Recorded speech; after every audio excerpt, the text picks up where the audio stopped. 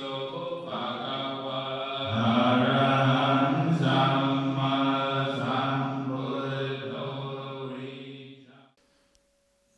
ะโมตัสสะภะคะวะโตอะระหะโตสัมมาสัมพุทธัสสะนะโมตัสสะภะคะวะโตอะระหะโตสัมมาสัมพุทธัสสะนะโมตัสสะภะคะวะโตอะระหะโตสัมมาสัมพุทธัสสะพุทธังธัมมังสังฆังนะมัสสามิ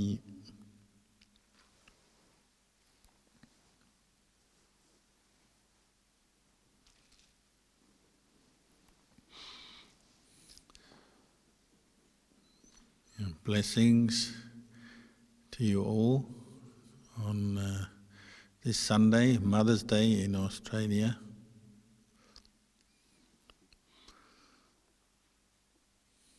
Whenever I remember Mother's Day, or when Mother's Day comes up in the calendar, quite often it makes me think back to a time when I was a junior monk. I'd been a monk just for a couple of years, and I was staying with Luang Por Biak, who is a well-practiced monk, a student of Luang Por Chah, who lived in a monastery, lives in a monastery on the edge of Bangkok. And during the Vasa, the Mother's Day in Thailand falls in August the 12th, which is the Queen Mother's birthday. And on that day, if I remember, we arranged a trip for the monks and the lay people to go to visit a well-known meditation master called Luang Por Gassem. And Luang Por Gassem, he was about 80 years old, if I remember, and he lived on a mountain a few hours north of Bangkok in Lopburi province.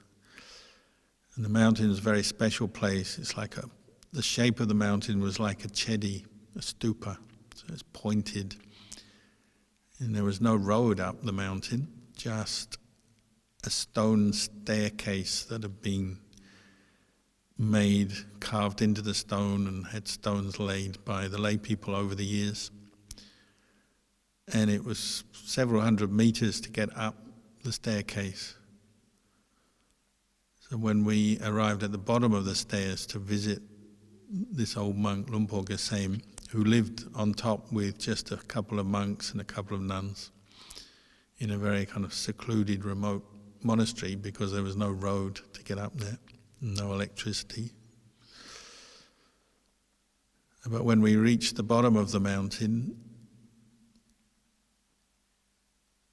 there were some temple attendants there, who gave everybody some building materials to carry up the staircase. The walk up the hill probably took 10 or 15 minutes, I can't quite remember. And the only way they could build anything up top was when people brought enough building materials up to the top of the mountain for building to take place. So if you were a young, strong monk like myself, then the attendants would give you a sack of cement or sand or gravel, quite heavy, and you'd start carrying it. Some people slung it over their shoulder, their back. Some of the monks or the laymen, they got bamboo stakes, staffs, and slung their load between or from the bamboo, and then put the bamboo between two of them so they could carry more, and they walked up the hill together. But even the kids and the grannies and whoever was there had to take something. So some people just got one little bag of pebbles or a brick or a bag of nails or something. They'll be given something to carry up as an act of service and generosity. You didn't have to buy these things, they were already prepared at the bottom of the mountain, but the guys there would just give you these building materials to take up as a gift to the monastery. And when I arrived at the top of the staircase,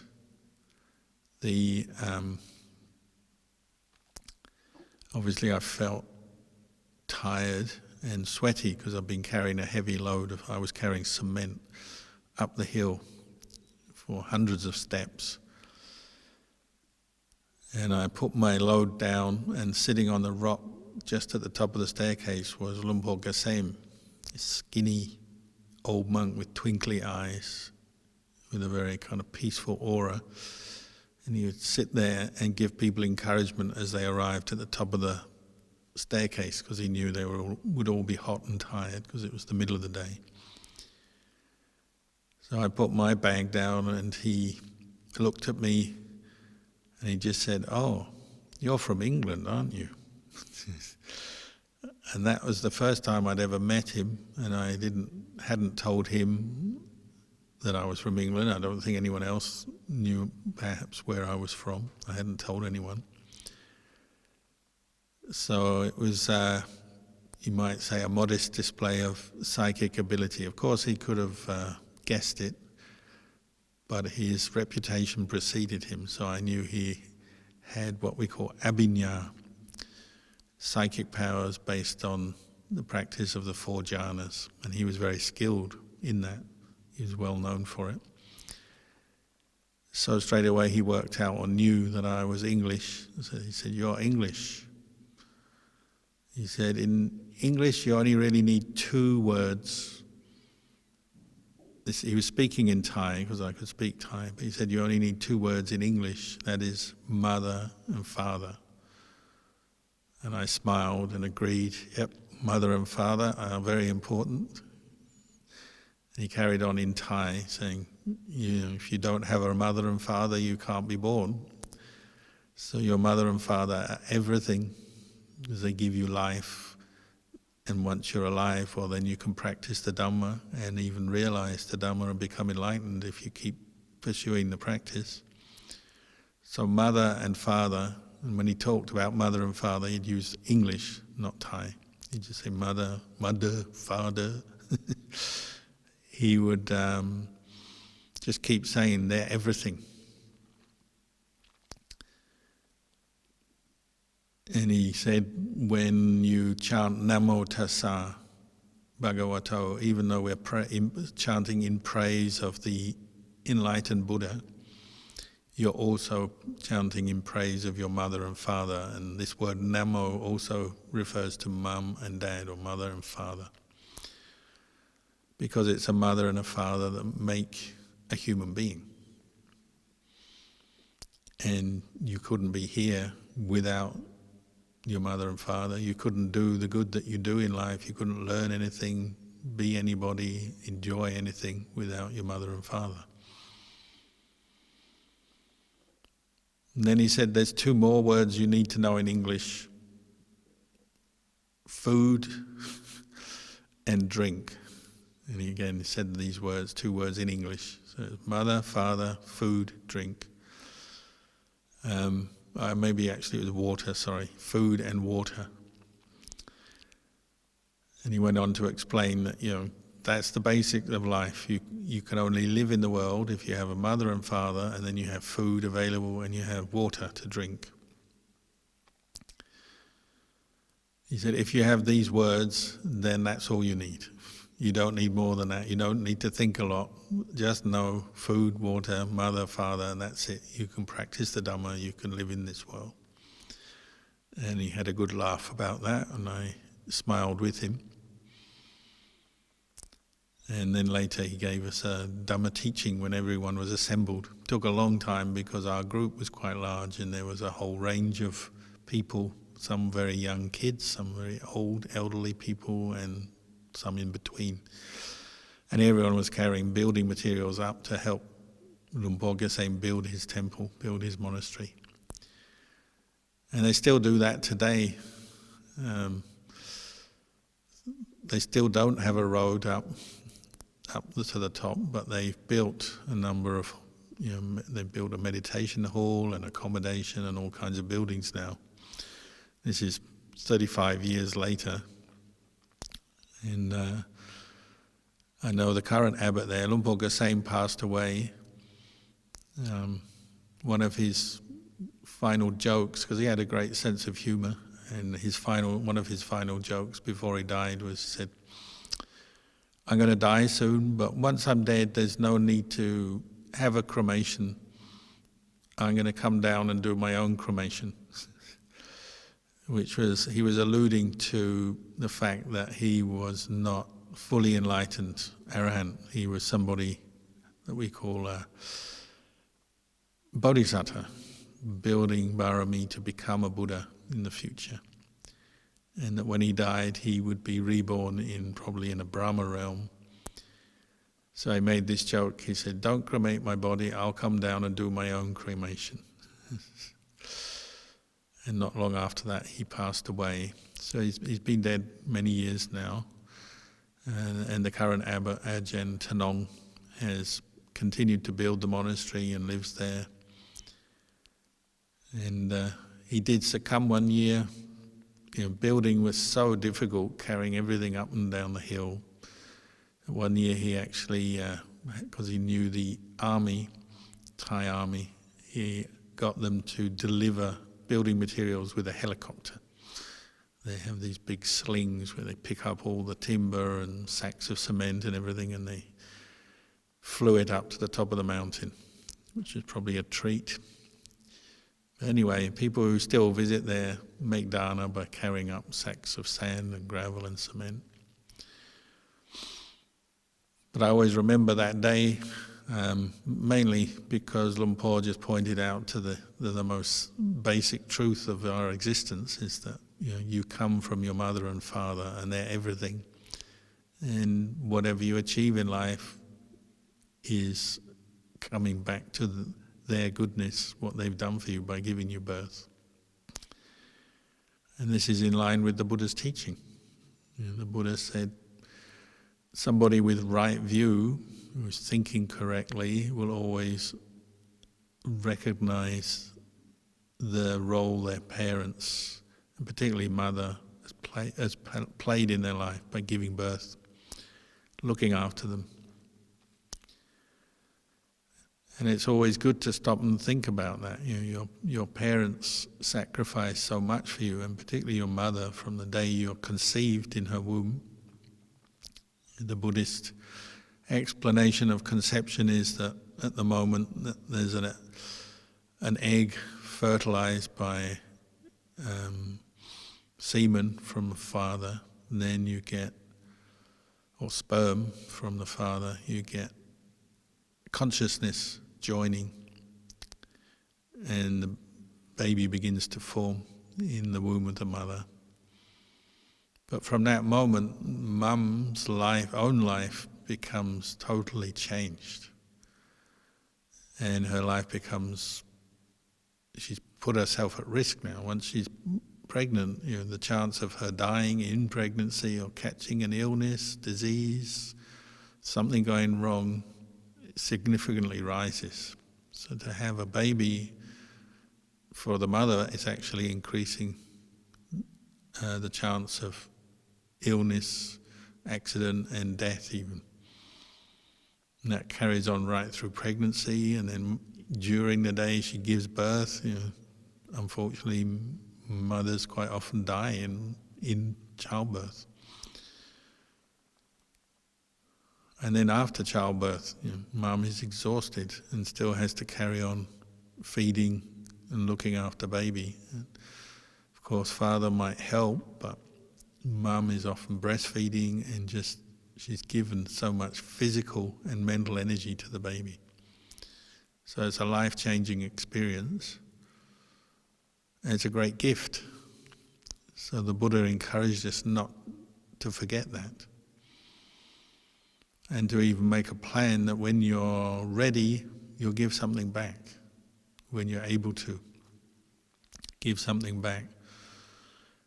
And what did the Buddha say is the best thing to give back to your parents was establish them in their faith in the Buddha, the Dhamma, the Sangha. Get them listening to Dhamma, get them practicing the Dhamma, practicing generosity, keeping precepts, ideally learning meditation, so they can free their minds from suffering. That might be your goal. Not always easy, because some parents have no faith in Buddha and the Dhamma, maybe are very against it. Others are more indifferent.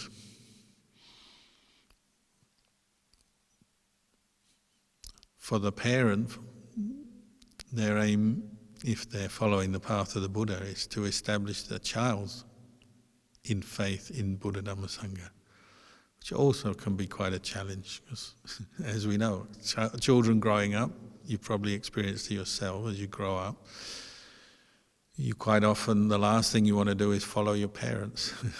Whatever they think, you want to think something different. Whatever they do, you want to do differently. Seems to be a kind of natural reaction that kids all over the world have, whatever their religion or cultural upbringing, whether they have religion or no religion. Doesn't matter. Your parents and children often don't see eye to eye on many things, and as the children grow older, become more adult, often that gap widens. So some people even say, if you do want your kids to follow Buddhism and understand Buddhism, well, go gently. You don't push them, don't nag them too much, because you don't want to put them off. I think it varies, doesn't it, between family and family, child to child will vary, but it's worth thinking about how it's just a natural reaction. If you live with your parents, you quite often start thinking independently from them. You may on the surface agree with them, follow along, but maybe internally you might disagree. And as we know, as we become teenagers, often we fall out with our parents over different things. Nevertheless, the Buddha encouraged parents to try and use the Buddhist teachings, the Dhamma, or Sila and Dhamma, to help their kids to grow and understand the truth, and particularly to develop the ability to wisely reflect on life.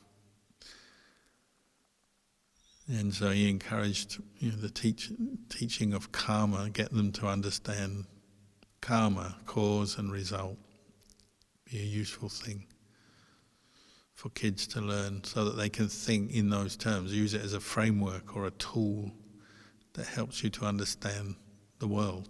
That's the greatest gift, if parents can pass that on to their kids, so that kids are thinking about the consequences of their actions, not just their physical actions, but verbal and even mental actions, just the way they use their mind, the kind of thoughts they dwell on, their views, their opinions, the way they look at the world.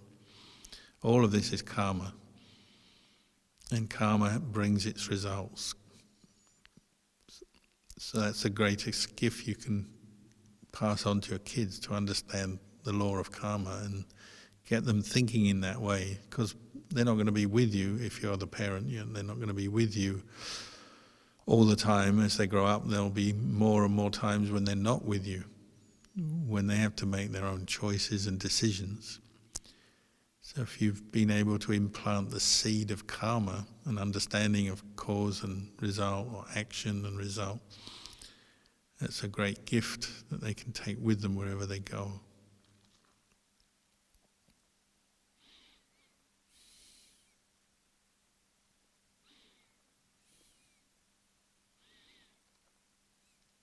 Once we grow up, then as our parents get older, then the dynamic changes a bit, doesn't it? So then it's maybe as parents retire, get older or sicker, then kids can support the parents in the practice.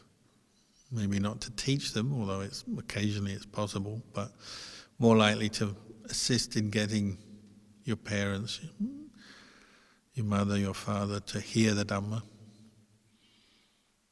That's a great way of giving something back to your parents, to get them to hear the teachings of the Buddha, practice the teachings, learn to meditate, keep precepts, go to meditation retreats.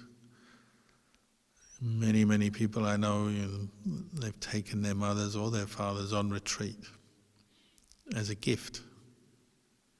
It's often in the first part of our life, we're more materialistic, and we're just trying to sample what the world has to offer, the nice food, the clothes, the travel, all the products that we can buy and consume.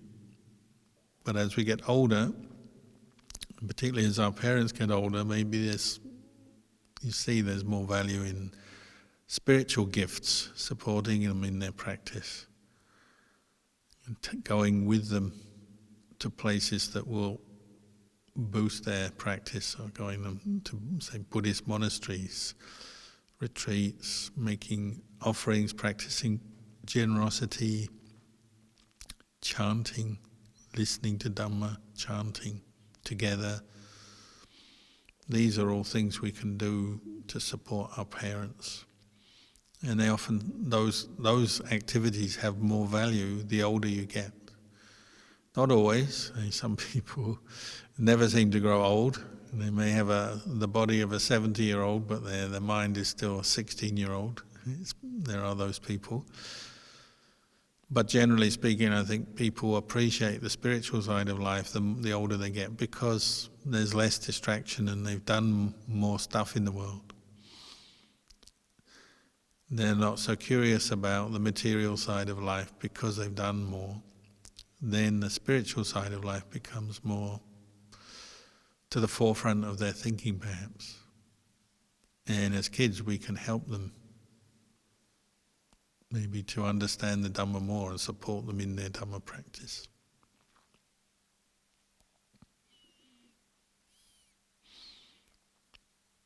Many monks I know, and nuns, they even get to the point where they can encourage their parents to ordain, or at least come and stay in a monastery. Ajahn Chah got his mother to become a nun, the first nun at his monastery, Wat Nong Bapong. It wasn't easy for her at all. At that time, the monastery was very poor, not well known, so the amount of material support for the monks and nuns was very small. There wasn't much food, the accommodation was very basic, the facilities were very basic. But out of love for his mum and out of gratitude for his mum, Luang Por Chah gave her the 8 precepts. She became an 8-precept white-robed nun with a friend, and they started the nuns community at his monastery, which gradually grew over the years to many nuns. And Luang Por Chah built kutis, accommodation for them, meditation hall, kitchen, and so on. And then part of his role as the teacher was to make sure that they had food and the other necessities that they needed. And then to give them the Dhamma. Go and teach his mother with the other nuns every week. Encourage them in their meditation, their chanting, and their practice of service for the community, dana. And being a very good teacher, Ajahn Chah could teach with, we believe, perfect equanimity, which is not an easy thing to teach your parents the Dhamma. Often we get emotional when we relate to our parents. It's not easy. Ajahn Chah, we believe, was already enlightened. So he had perfect equanimity. He was able to pass on the truth without bias, without getting lost in his emotions as he would teach the Dhamma to his mother and the other nuns. The Buddha, the same. The Buddha taught his mum. So the story, the legend says, is in Dusita heaven, or Dawadingsa heaven. She came down from Dusita heaven to Dawadingsa heaven, and he taught the Abhidhamma to his mother. Many, many Dhamma practitioners have encouraged their parents to keep the precepts and practice. This is seen as a great gift. And when we spread metta to other people, in our meditation, developing the thought of loving kindness, sometimes it's good to think it through. What are you doing? What are you wishing for? And really the highest aspiration you can wish for anyone is enlightenment, isn't it? Freedom from suffering, to recognize that greed, anger, delusion, craving and attachment are the cause of suffering, and to wish for them to be free from suffering, to abandon greed, anger and delusion. And that's true love, whether it's for a friend, a person, a partner, a child or a parent. That would be the greatest act of compassion, is to wish or facilitate that person to understand the Dhamma, to know the Dhamma. So you would wish your mother, say on Mother's Day, what do you wish for your mother? Well, of course you wish her to have nice things, nice food, nice clothes and all that. But really, you probably wish for her to have more mindfulness. And with more mindfulness, more insight.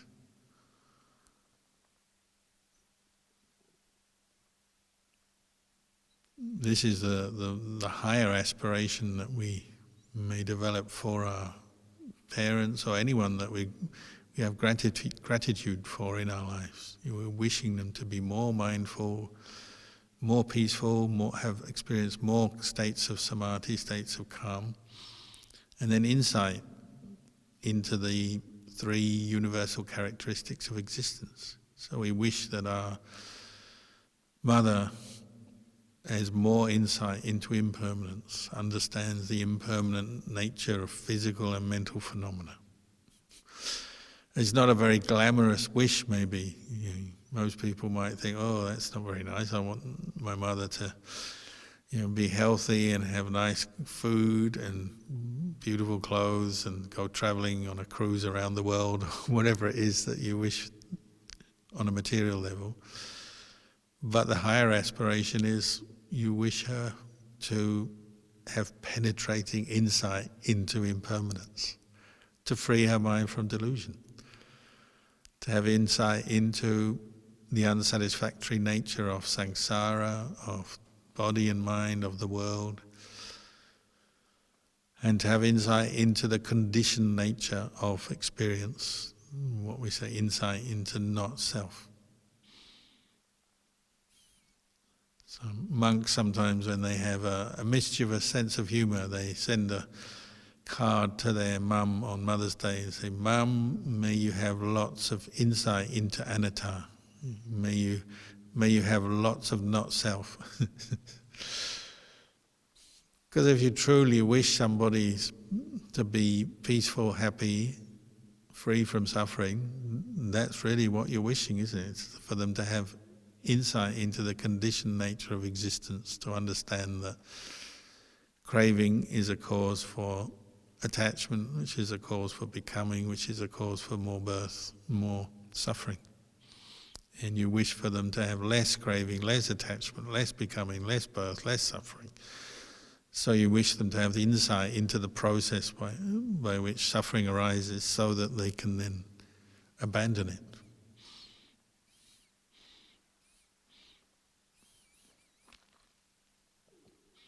It may not immediately sound glamorous or attractive as an ideal, as an aspiration for your mother on Mother's Day, but deep down I think we'd all agree that's what we want. We want our mother to be free from all kinds of stress and suffering.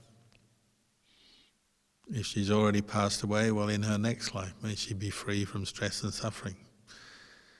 May she gain all the factors of the Noble Eightfold Path. So may Mother attain Samma Samadhi, Samma Ditthi, Samma Sati. May she attain the 4 paths and fruits that the Buddha talked about, the 4 stages of enlightenment. May my mother be a Sotapanna, Sakatagami, Anagami, may she be an Arahant. So on Mother's Day, really, we wish our mothers lots of nibbana.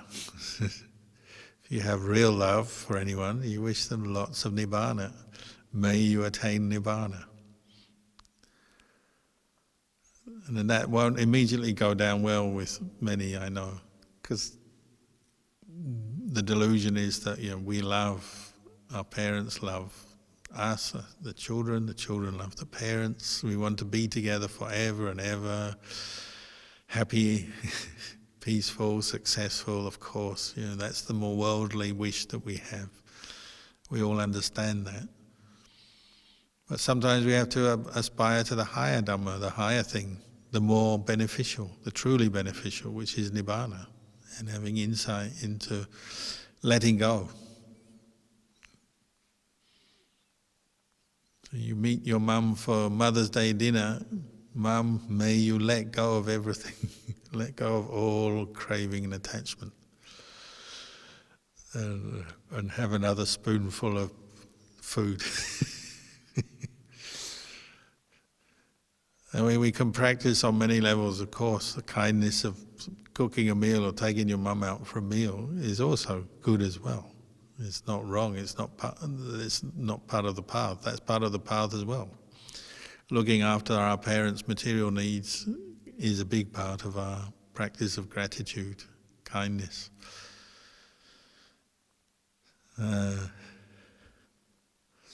Someone was saying earlier that they can't, now that they've ordained, they can't send money home.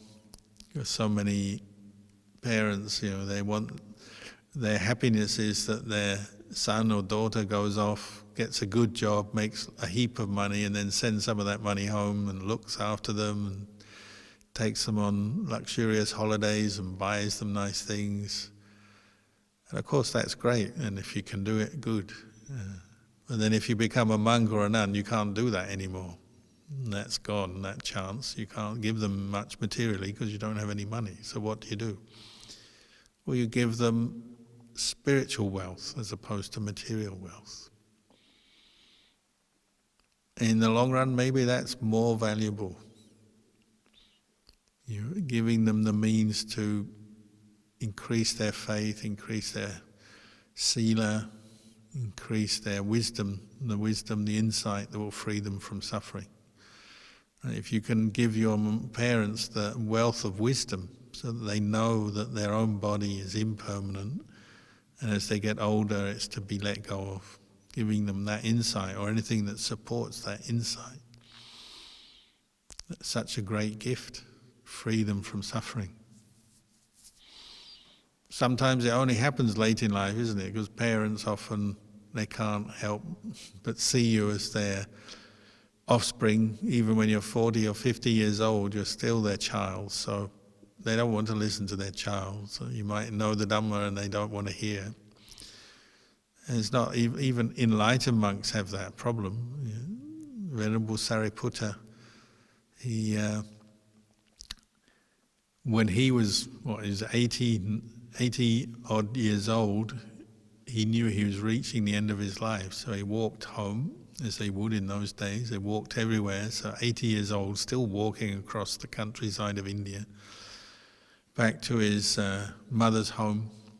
His mother was still alive. She was like 96 or something. I think she had him when she was 16. So he went back home to die, basically, because he had his final duty and final gift. He wanted to give faith to his mother, because up until then his mother didn't have faith in the Buddha Dhamma Sangha. She didn't follow the Buddha's teaching. Her faith was in Mahabrahma, what you might call a Hindu these days. And he knew that, and so he wanted to give the gift of the Dhamma to his mother, so he went home to die, went back to his old room. And you can imagine, you go back to your old room, even though he's 80 years old and she's 96, it's like, you're in your old room, what do you want for dinner? You're back into old routines, old habits straight away. Mum is going, what do you want for lunch? Sorry, not dinner, he's a monk. What do you want for lunch? And probably talking in the same old way, because he's back in his old room And she thought he was actually coming home to disrobe. So it was like mother saying, "Oh, finally you've seen sense after all these years. You're 80 years old. Finally you've realized it's time to give up all this Buddhism stuff. Come home and do the right thing." Of course, that wasn't his intention, but he had to put up with her misunderstanding of what he was up to. He was home to help her. And he goes and stays in his room, and he's getting weak because he's dying, but he meditates every day, and he's not attached to his body because he's enlightened. And what should happen is that both monks and laity come by every day to visit him, to pay respects, because they've heard he's dying. They know he'll be gone, and that's what you do when you have a great teacher. You go and pay respects before they die. You don't want to wait until it's too late. So they would go by and pay respects. And then at night, the devas would come, the angels would come. And so every night, Sariputta's bedroom would be filled with the light of the devas. And when devas come, you get bright lights. And his mum couldn't help but notice this. Why are these bright lights appearing in his room? And then towards the last day of his life, even Mahabrahma, her own god that she worshipped, came by to pay respects to Sariputta, because Mahabrahma is not an arahant. An arahant is higher than a Brahma god. So Mahabrahma pays respects to Sariputta. There's a beautiful, brilliant light filling the house, and Mum can't help but notice. What? Why? Where is this light coming from? Oh, Mahabrahma. My own teacher, my own God, has come to pay respects to my son. And it finally clicked. It finally dawned on her. He's not really my old son anymore. There's something different here. Now Mahabrahma is paying respects to my own son. Maybe I should listen to him. Maybe I should take note of this. And finally, just before he died, Sariputta's got a chance to teach his mum and establish her in faith in the Buddha Dhamma Sangha.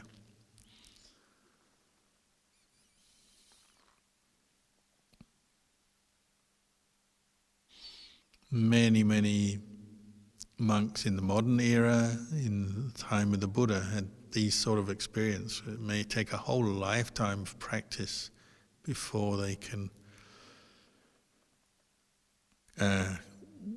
help their parents to understand the Dhamma.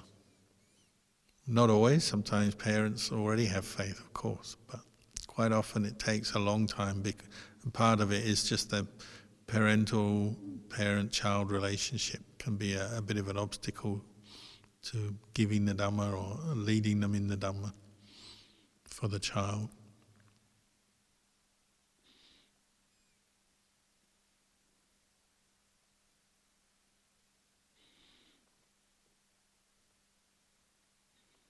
But it's a special relationship you have with parents, even after they've passed away.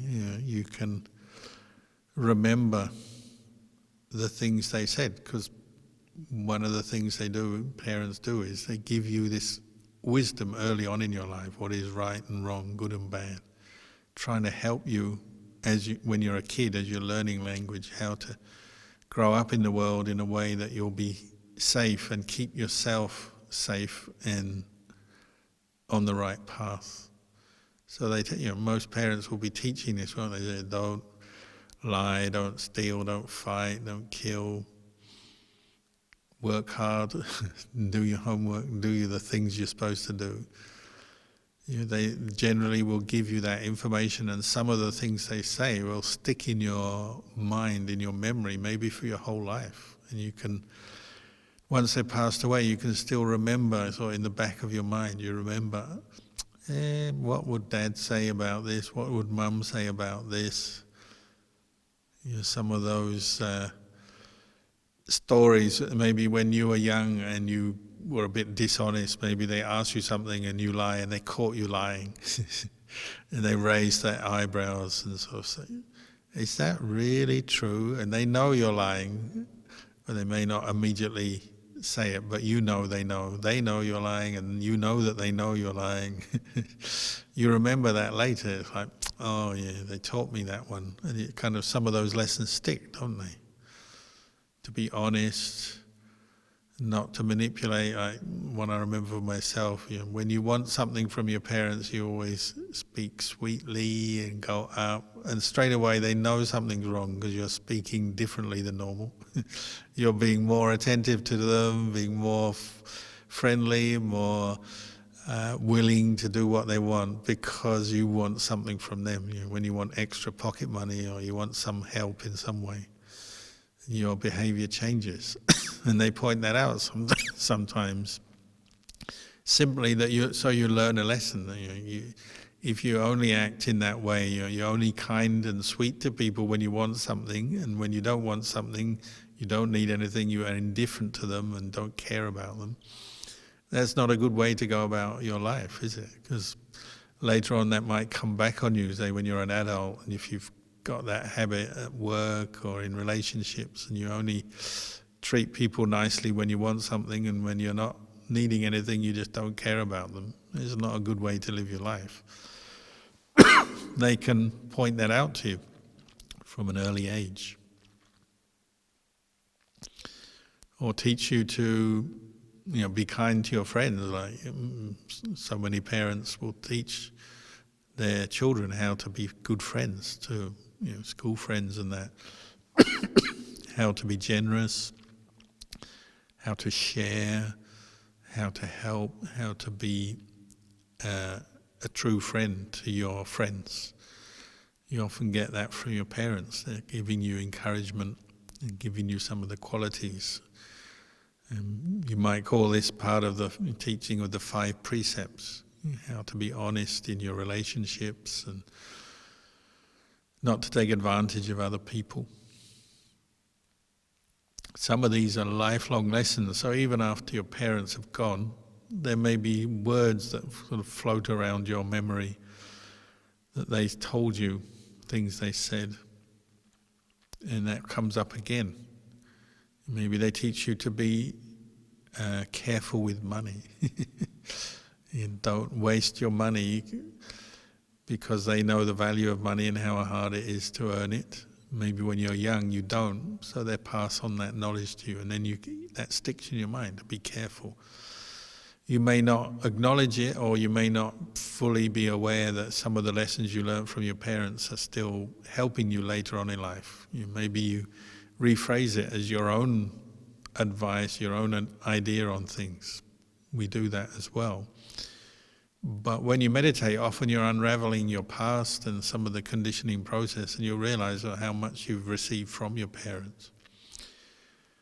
Good qualities, good examples, good habits, all kinds of stuff. When you meditate, often this is coming up in terms of memories that you become mindful of, or you're understanding some of your behavior, where it's come from, what we call your conditioning from parents. We have a lot of conditioning from our parents, and you understand that, and hopefully you appreciate when you notice something good that you've inherited from your parents. Say, good habits, good attitudes.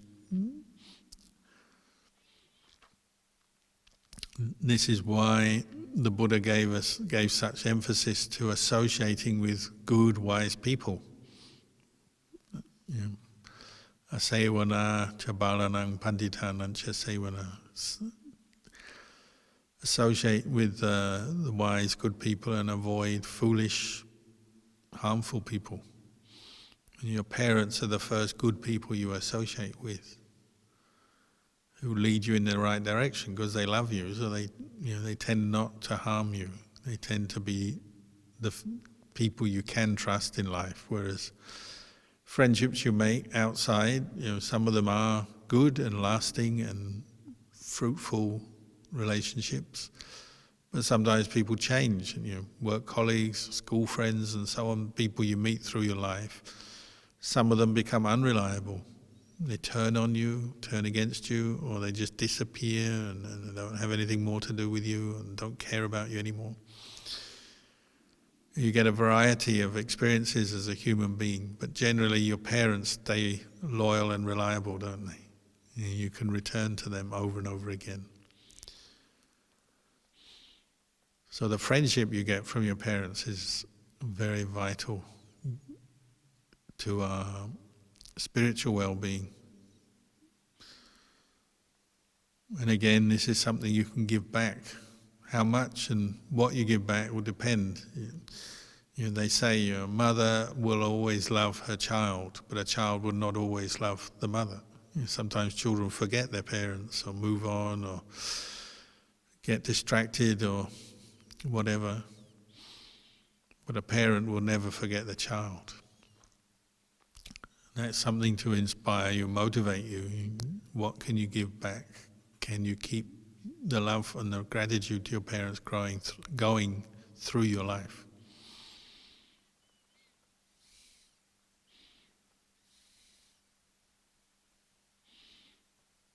So Mother's Day is a good day to reflect, whether it's today or any other day of the year, because different countries will have different Mother's Day. But just reflect on the important relationship you have with your parents. Try to set aside any ill will or resentment that you may have built up towards parents. And so many people have developed anger, ill will towards their parents, and it becomes a big obstacle in their life. It's kind of sitting in the back of their mind, a great source of unhappiness. So even if you don't fully agree with everything your parents say and do, you can at least forgive them and try to appreciate the good they've done for you. This is often a very healing quality. When you forgive parents, you can really move on. And you'll notice when you meditate, you develop samadhi. If you've still got ill will for your parents, it will come up. It will be a block to your mind gathering and unifying in one-pointedness, whether you're practicing samatha or vipassana. This is something people often forget. They sort of think it doesn't matter. I've left home. Maybe they've left home and they don't see their parents anymore. And they think they can just move on. But when you start to meditate, stuff that's lurking in the back of your mind comes up. Painful memories, ill will, resentment will come up, and it's something that you have to work through and go beyond using the Dhamma. You can't just suppress it forever. You also have to practice forgiveness, goodwill, compassion, and focus on the good. If you need to forgive your parents, if you develop a lot of resentment for them, you have to focus on the good in them in order to help you let go of your anger.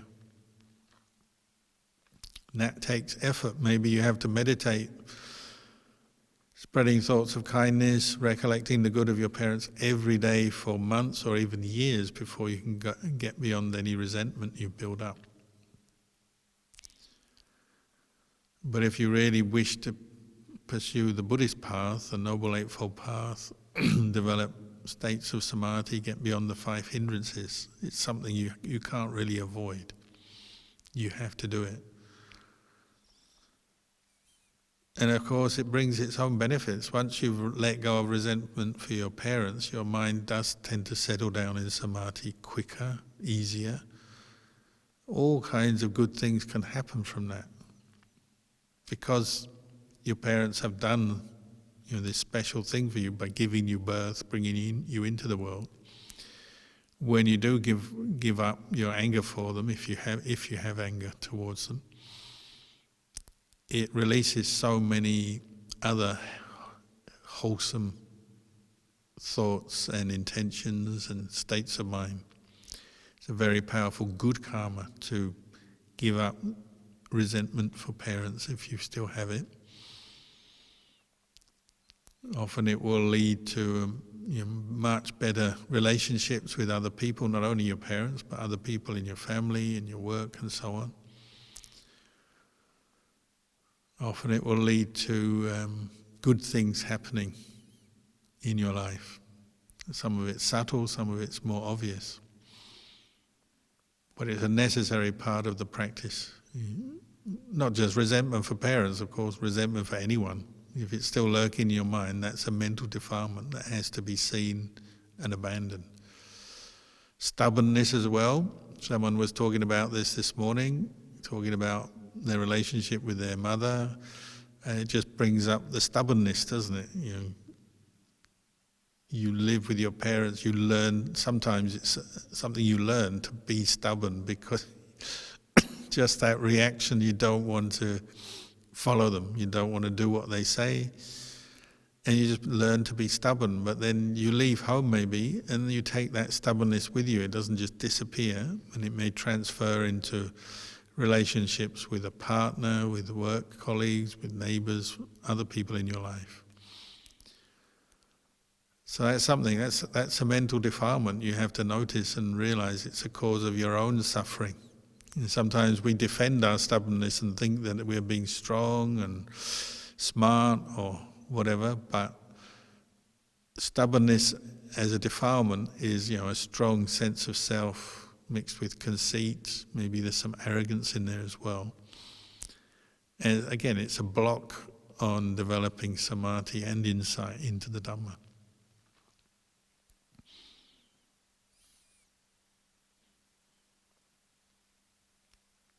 So cultivating goodwill, compassion for parents, encouraging them in their spiritual practice as much as you pursue it yourself. This is all the way to success in your practice towards enlightenment. So tonight maybe I'll just say this much, but I wish you all success in your practice.